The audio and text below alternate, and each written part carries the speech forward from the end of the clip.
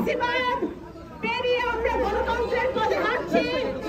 আজকে এই যে ঐক্য কমিশন গঠন করা হয়েছে, এই ঐক্য কমিশন 10 মাস ধরে একটা তথাকথিত আলোচনা করে তারা যে রিপোর্ট পেশ করেছে, সেই রিপোর্টে আছে অনৈক্যের সুর।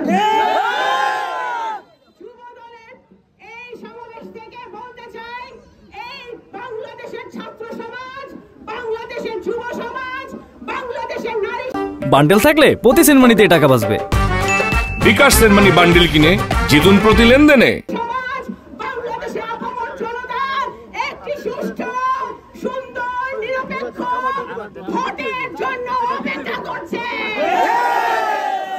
ভোট দিতে যদি এই বর্তমান অন্তর্বর্তীকালীন সরকার এবং বর্তমান নির্বাচন কমিশন ব্যর্থ হয়, তাহলে এই হাজার হাজার নেতা কর্মীর আত্মাহুতি, এই আবু সাইদ মুক্তদের রক্তদান, তাদের মৃত্যু প্রত্যেকটি বৃথা যাবে।